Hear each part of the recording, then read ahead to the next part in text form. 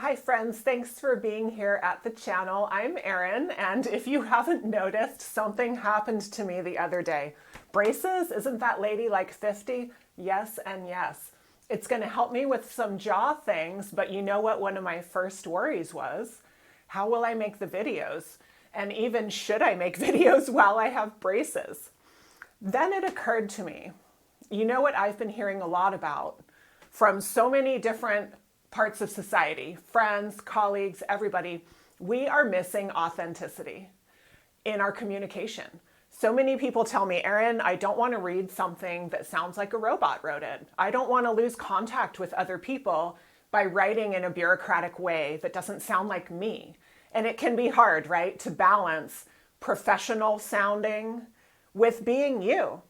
And the truth is your reader does want you to be you. Authenticity is what people are looking for right now, since it's so common to feel like something was packaged or bureaucratic or AI generated or just general and not meant for you or for me. So I'm going to be here authentically with my braces, and I'm going to bring up 5 ways that we can be authentic in our writing. We can still be clear, courteous, professional, the whole works, but 5 ways to bring you into your writing and connect with your reader authentically. Number 1, let's talk about your greeting. All right, you've got to say hi in some way, but you want to choose the word based on who's going to read it and based on the real relationship between you two. Now, I use greetings a lot just because I feel like it sounds like me. Other people don't use it that much. We use what we think sounds like us. So even as you're choosing your greeting based on who it's for, and you're thinking, well, I need to be kind of formal because this is my boss, maybe you don't want to say hey, but you don't have to go so formal that you don't sound like you. So make sure your greeting sounds like something you would say in real life. If you're worried it's too casual, we all use hello. You can always default to hello, which is a nice medium between respectful and fancy, right? And regular. But make sure that greeting sounds like something you would say in real life. That's the first word they're going to read. And then after that, consider a connection sentence where it's kind of like, hi, Ricardo. I hope you got to enjoy the good weather this weekend. I hope you got to enjoy the balloon fiesta or the basketball game or whatever I might have in common with Ricardo that he might have gotten to do that weekend. If you have something in common with your reader, it's okay to bring that up as a way to connect. We can also say, I've been thinking about our last conversation and I wanted to follow up. I've been wondering how you've been since you had that big promotion or started taking those classes. So if you know something about your reader, it's great to say hello to them and then bring up a sentence that reinvokes that connection. Just briefly, 1 sentence. You're still going to be able to be concise, but you will have sounded like you because you will have connected on something that you had talked to them about previously. All right, so that's number 1. Number 2, use words you, yourself, the person, would actually say in real life. I don't say the word utilize in real life. I don't really say, I'm going to utilize this battery in my camera. I just say I'm going to use it. I might say demonstrate now and then. Let me demonstrate how to write this sentence, but I usually would just say show.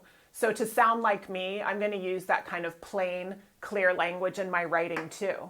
The other thing to avoid if you want to sound like a person and authentic is avoid those long intros that can sound bureaucratic. It has come to our attention that it is noteworthy that I'm writing to inform you that. So we do not want to get that sort of pretentious feel that can come from words that are overly showy and intros that are overly showy too. We just want to get right to it and use words that we'd use in real life. Number 3, as you get to know your reader, or if it's someone you already know already, start finding ways to share about you. Just little ways to bring in that human who is you into the writing, because like we said, readers are hungry for that. They want there to be a person writing to them. They don't want to just feel like they got a generic boilerplate message.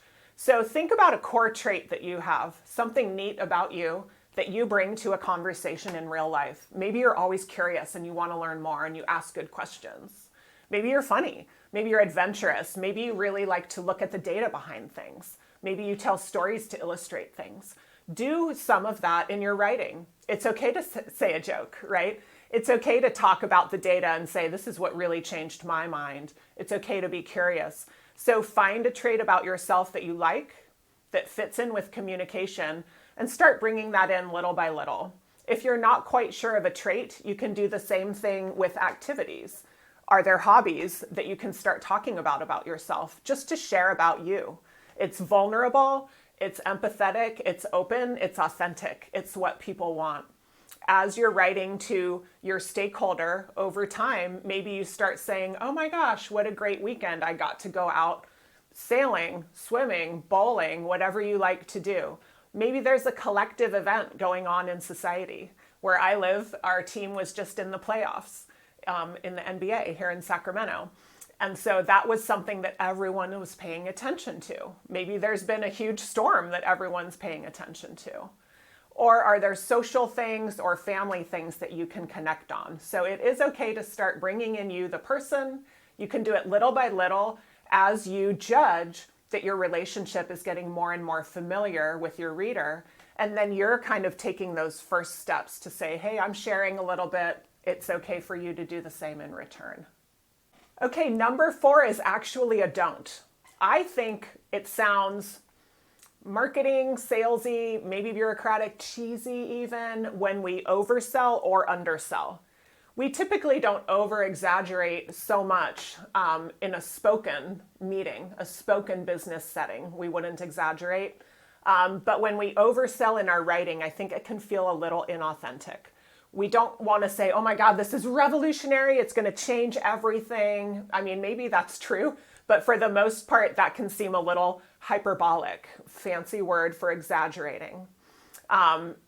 This one-of-a-kind course, I mean, you know, I think my courses are fairly unique, but there's a big world out there. There are probably other ones.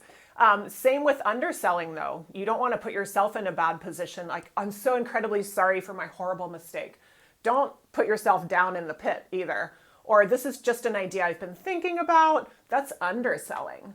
Try not to oversell or undersell. Try to just straightforward and neutral, self-respect, respect for the person. That sounds more authentic than when we try to make something sound amazing with a bunch of adjectives. And lastly, if you've been at this channel a while, you know it's always going to come around to verbs at some point with me. Do a tone check just by looking at your verbs. You don't have to study everything in your sentence to see if your tone is right. Start with your verbs. If you've said to your direct report, oh, I see you have your training today, go complete the training session. That's a slightly different tone than, oh, I see you have your training today, go enjoy the training session. One verb, one word, huge difference. I think complete the training session sounds like a checklist, a little bureaucratic. Enjoy the training session. I'm bringing in my authentic humanity where I care that my colleague or my direct report gets something out of the class. So it's okay to be you, and the verbs are often where you can convey that care that you have for the person and the situation. So please let me know your thoughts. I think this is an important topic. It's for real. I hear about it in every class. I hear about it from every colleague and just people who like to tell me stories about writing and reading. People are tired of reading things that sound packaged. Let me know in the comments, how do you make sure you sound authentic? Do you tell a joke? Do you use an emoji? Do you do other moves? We want to know so we can do that too. Let's get the people back into the reading and writing. All right, I'm Erin. Thanks for being here, and I'll talk to you soon.